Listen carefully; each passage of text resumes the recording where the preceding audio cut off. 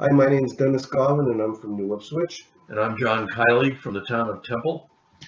And we are here to give this presentation on Minisink, New York. Although not a Kinder Morgan Tennessee gas pipeline project, the story and results here will be the same. This story did happen, it continues to happen, and will happen here unless we do things differently. Minisink, New York is a small rural town west of Brewster. They had an existing natural gas pipeline with a compressor station added in 2013. That compressor station is 12,260 horsepower. The town fought through FERC to site the compressor station outside the town limits on land that the pipeline actually owned, which was far from houses. FERC voted 3-2 to site the compressor station in the town rather than the proposed alternative. The dissenters on the FERC board cited air quality as their concern. The town took the FERC decision to court and lost.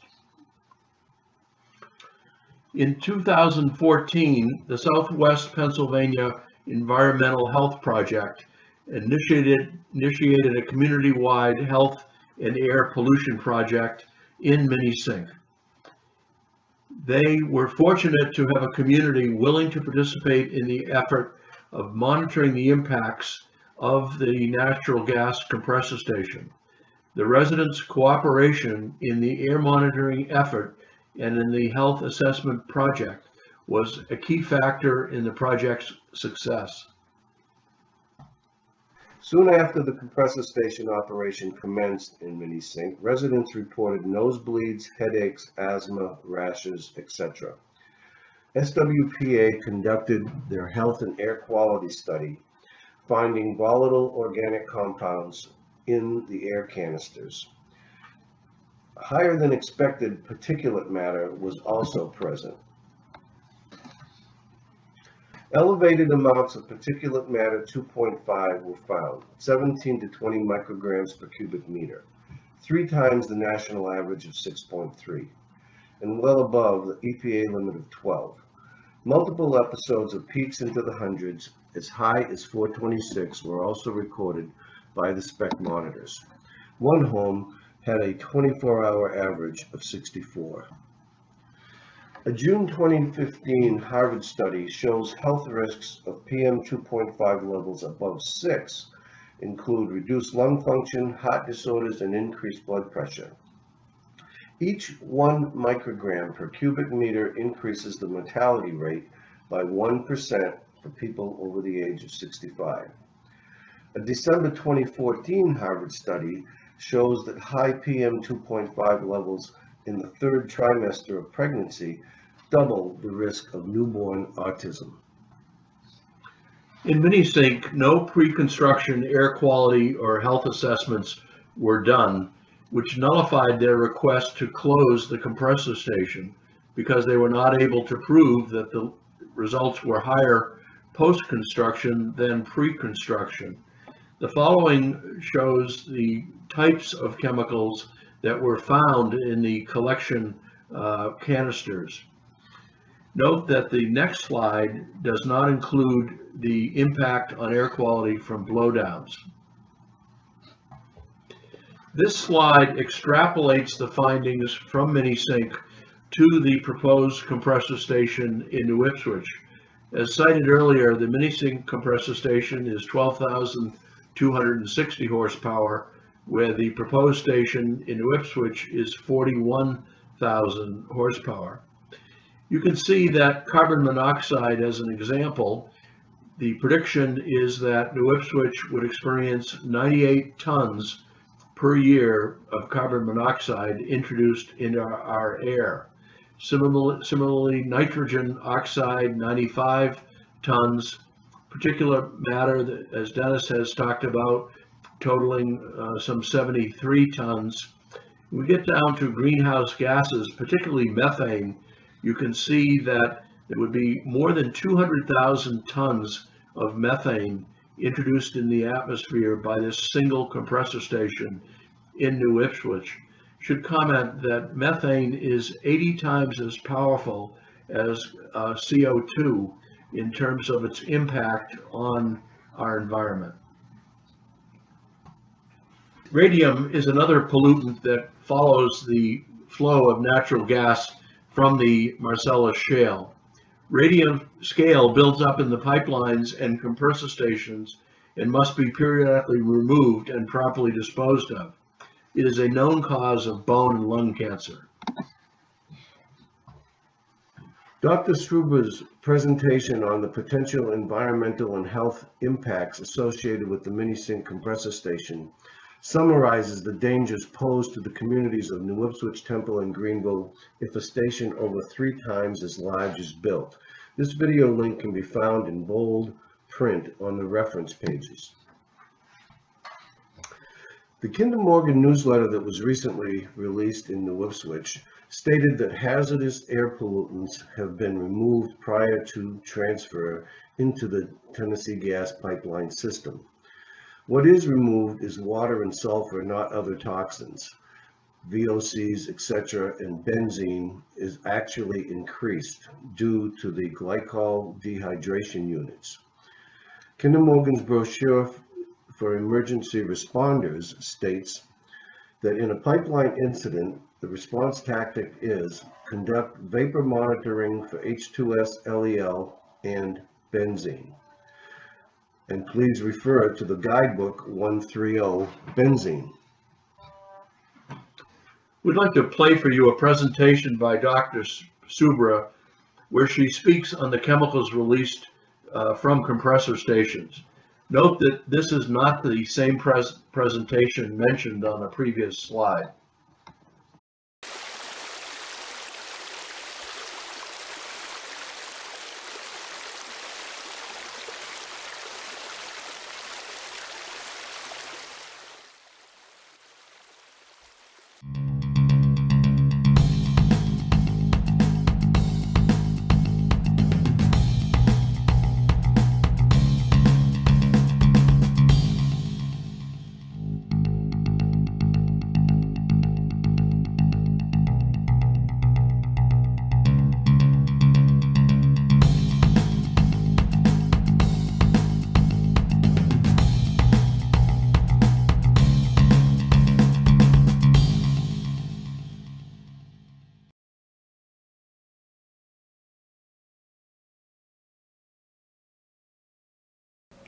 So when you deal with a compressor and or a pipeline with a compressor along the pipeline, you have a tremendous amount of emissions into the air. But you also have leaks and spills at the compressor station, hazardous products that they use on site that leak and spill and contaminate the surface water and the groundwater. And then the air emissions consist of a whole host of volatile organics, benzene, known human cancer-causing agent, toluene, xylene, as well as formaldehyde in large quantities. And these, even though they're into the air, they start getting deposited on the soil, on the vegetation, and contaminate the soil and then run off into the surface water and into the groundwater. So you'll hear a lot of people talk about the air emissions as if it just goes into the air. So what the citizens have to be aware of is that you're going to have a tremendous amount of impact. You're going to have the noise from the compressor station, you're going to have the emissions from the compressor stations, and then when they do blowdown events where they're emptying a part of the pipeline, all that goes into the air and gets deposited in the area around. And I'm seeing impacts out 2, 3 to 5 miles around a compressor station. So if the drinking water supply is a surface water, the air emissions will precipitate out in the surface water source. If the drinking water supply is a groundwater source, then the leaks and spills at the compressor station and along the pipelines will flow into the groundwater and contaminate the drinking water source from the groundwater. It's happening at quite a few sites. Some of the older compressors that have been there 10 years have a huge quantity of leaks, and they have groundwater contamination plume around the sites.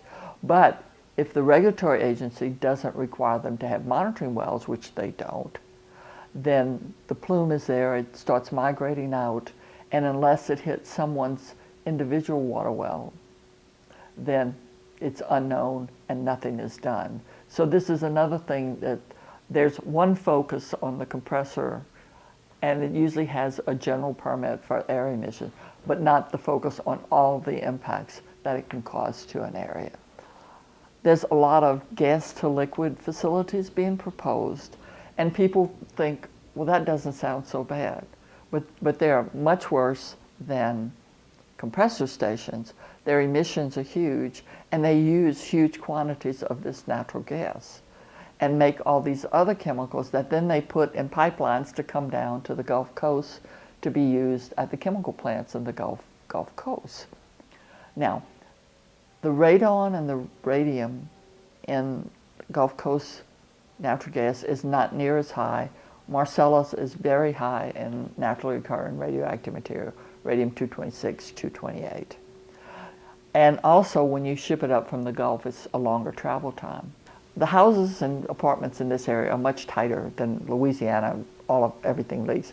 And once that radon gets in, it is released when they have stoves that are natural gas or dryers, and it's released into these apartments, and there's a danger of increased lung cancer as a result because the Marcellus is so hot and has such a short travel time. This will continue up into the Northeast. It'll continue being released at the compressor stations, at the valving stations, at the venting stations. So that's another huge issue because the natural gas you were using didn't have as much radium and it had a longer travel time to deplete. So for a new technology development like this, it's being allowed to be developed basically unregulated and doing huge, huge damage to the environment and releasing huge quantities of very toxic chemicals, the volatile organics, the semi-volatiles, the polynuclear aromatic hydrocarbons, the radiation, the heavy metals, and contaminating soil, groundwater, surface water, vegetation, wildlife, bioaccumulating up all of the food chains. And it's being done in the name of energy independence, with the regulatory agency having little to no oversight.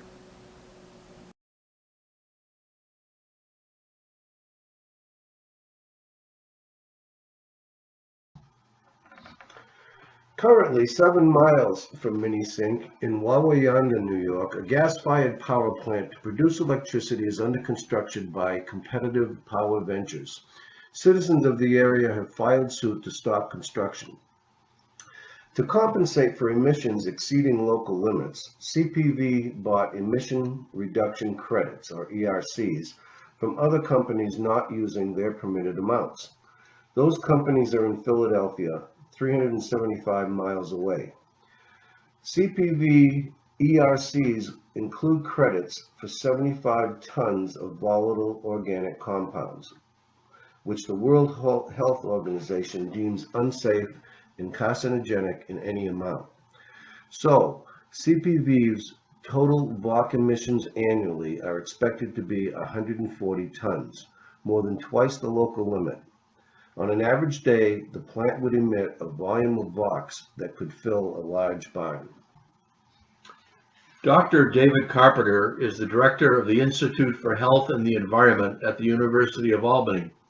In the following video, he is speaking in Nassau, New York, which has a proposed compressor station similar to that which would be built in New Ipswich. Right. David Carpenter. I'm the director of the Institute for Health and the Environment at the University of Albany. Okay, so if you wouldn't mind just reiterating some of the comments that you made up on the podium. You really got the crowd going. Well, we all breathed a sigh of relief when Governor Cuomo banned fracking in New York, because we thought that that would solve the problem and that we would not be exposed to dangerous chemicals from that fracking process. I was involved in studies in 5 other states around fracking sites, and we found enormous levels of carcinogenic chemicals and chemicals that affect the brain, chemicals that cause respiratory disease around these fracking sites.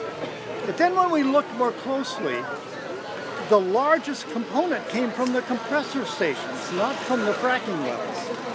And that's why it's so tragic that while everyone in New York breathed a sigh of relief, in fact, because of the construction of new pipelines with building a new compressor stations every 25 to 50 miles, there are local communities that are going to be very severely impacted by the construction of compressor stations. What are some of the negative effects to people's health from these compressor stations?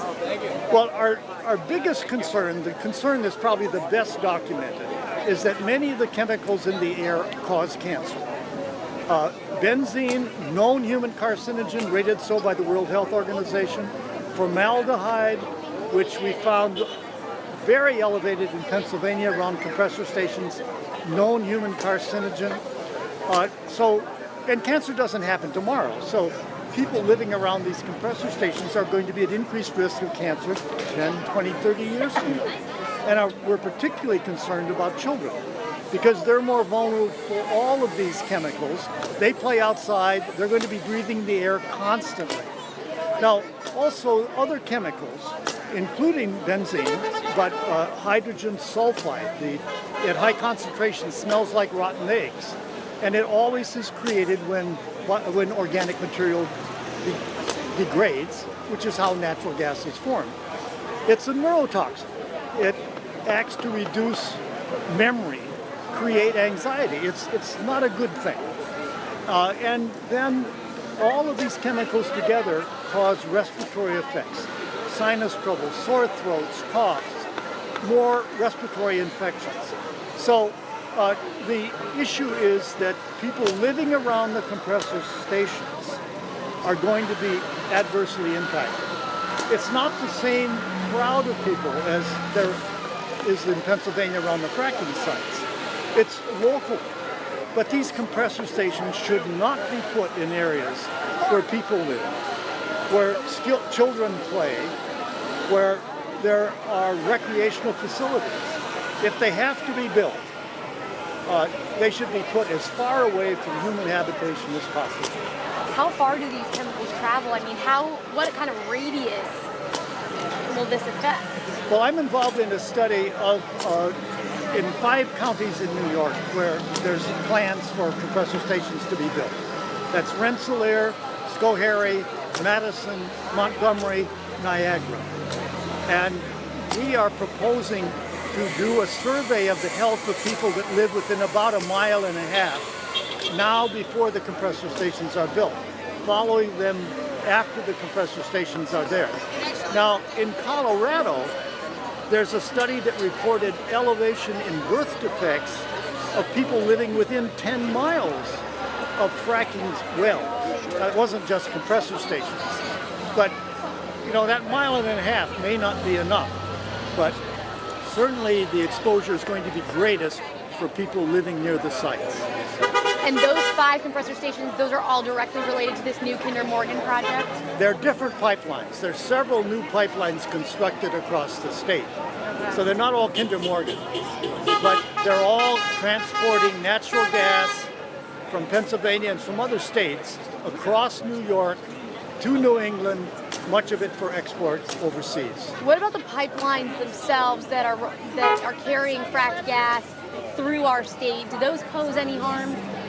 Well, they've not been studied very much, and we also already have some compressor stations, not as high-powered as the ones proposed, but nobody has really looked at them. And that's another issue that I think deserves attention, because when you have a compressor station, you're going to get release of these chemicals.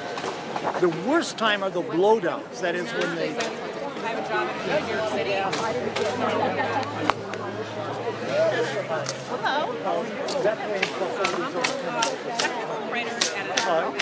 So the average exposure may not be exceptional, but the very peak exposures are what we're particularly concerned with. And last question for you, just can you explain your involvement in Governor Cuomo's decision to ban fracking in the state? Well, when DOH Commissioner Zucker made the announcement. He waived the manuscript that I was a senior author on, which was our study in 5 states, that showed what we did was we trained community people to take an air sample at times when there was an odor in the air, when people were feeling sick, and 40% of the samples that we obtained exceeded federal guidelines for prevention of cancer and other health effects. Now, those federal guidelines are not very stringent, and I have a real problem with many of them. But even so, 40% of our samples exceeded those standards. So this is a serious issue. All right. Did you want to add anything that didn't ask? I think you asked all the right questions. Thank you so much. Pleasure to meet you. Thank Good you to for your meet you. time. Thank you. My pleasure. New Hampshire is now slated to have 1 compressor station in the town of New Ipswich, but Kinder Morgan is already saying that they may add many more along the route as they need to push more gas through this pipeline. Like Minisink, the New Ipswich compressor station would be in very close proximity to dozens of homes, the Temple Elementary School, numerous wells, and the Greenville Reservoir. Air pollution could easily reach the centers of Temple, New Ipswich, and Greenville, and far beyond. And a question like Minisink is, how long before we get a local gas-fired electrical generation plant? At 41,000 horsepower, the New Ipswich compressor station would be over 3 times that in Minisink. If it were to return to the original 80,000 horsepower compressor station, it would be over 6 times its size. The amount of toxins released and area of dispersion is proportional to the size of the compressor station. The area of dispersion is very dependent on the height of the stacks and wind conditions. And here is a short video of what an 80,000 horsepower compressor station looks in Haven, Kansas.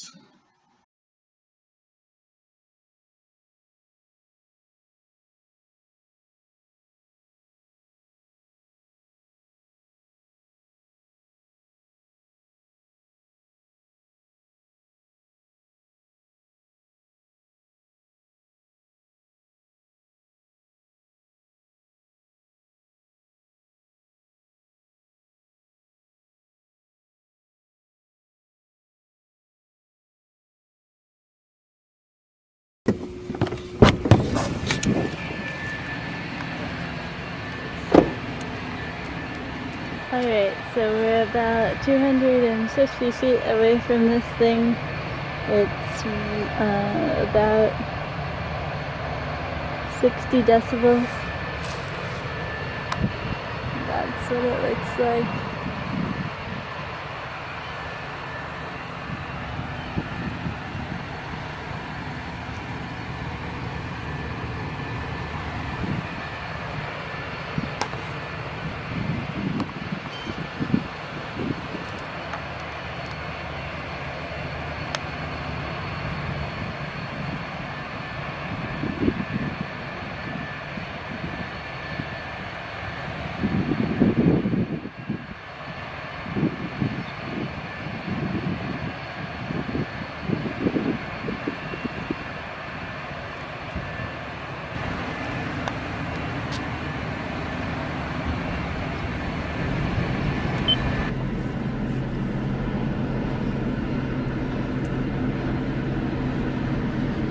So it's almost as tall as it is wide. And then there's another structure that is humongous.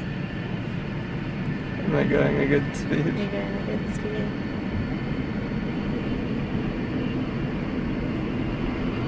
And then here are all the pipes sticking out of the ground. Oh, that thing is real loud.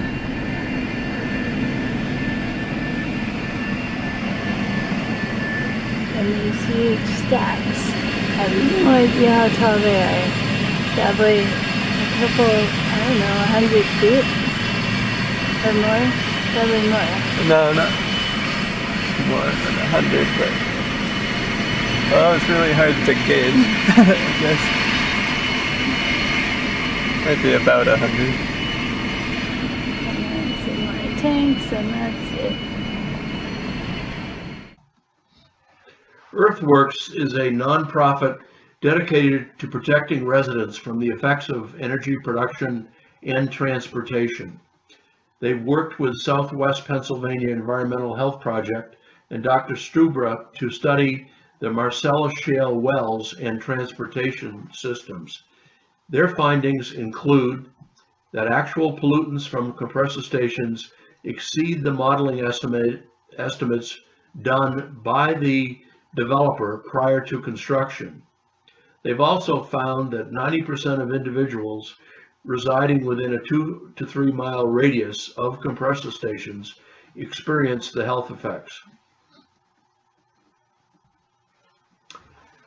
Blowdowns and fugitive emissions are not considered in permit applications. Blowdowns are the periodic release of excess pressure in the pipeline, while fugitive emissions are the result of leaks. We believe that these emissions should be considered in the modeling of compressor stations. Following is a video describing that process.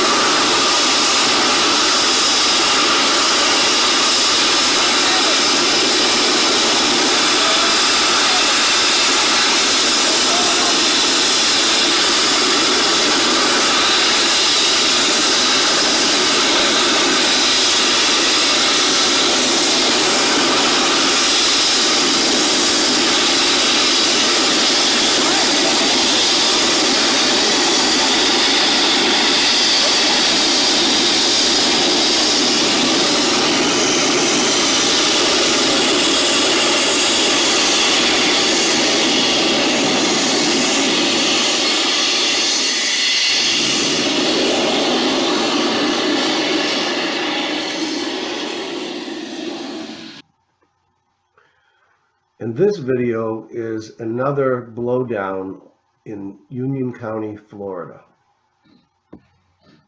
Alright guys, we're moving forward to the place that they are venting a gas pipeline. It's gonna get louder.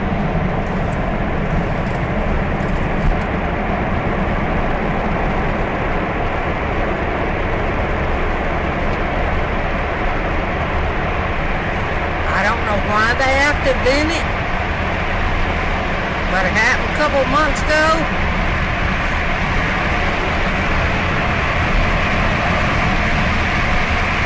You hear that?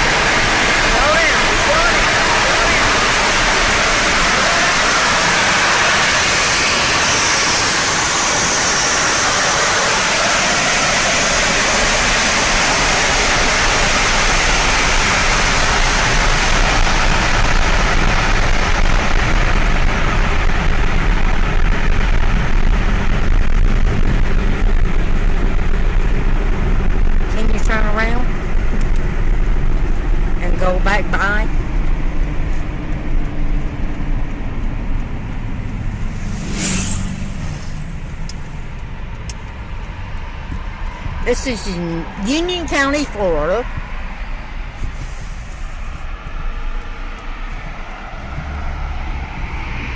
These natural gas pipelines run through. We've lived here for a long time, but we haven't heard this. We heard this several months ago, and I don't know why they're having to vent this thing again.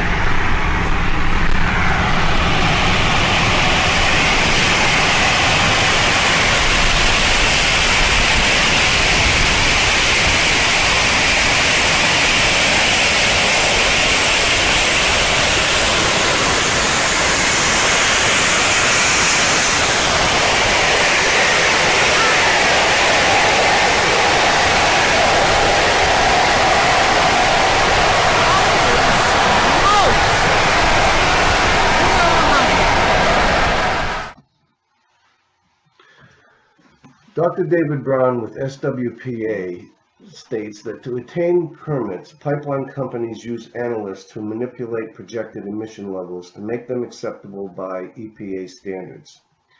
Those standards are also weakened by industry lawsuits when the EPA tries to tighten them.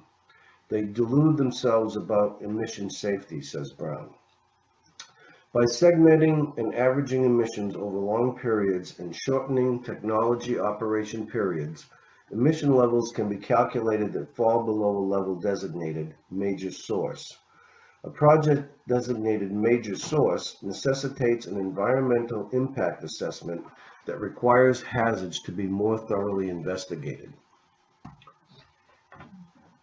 The following is a quote by Dr. Subra. The rules and regulations have minor and major emitters. The companies always make sure that they are just below the concentration that would make them major, because when you're major, you have to comply with a whole lot more modeling. They all want to be minor sources. The FERC, EPA, and DES will protect us. Well, the FERC system is broken and is under fire to change. The fact is that the existing rules will be what FERC enforces. The EPA has been weakened in recent years due to budget cuts. In addition, when they introduce more stringent regulations, big industry lobbies, sues, and ultimately negotiates a lowering of the intended requirements. The state DES, that remains to be seen. If, like other states, if FERC approves, so will they. The following are a couple of other quotes from Dr. Subra. The first is that wetlands, endangered species, bird migrations, even schools affected by the pipeline don't matter.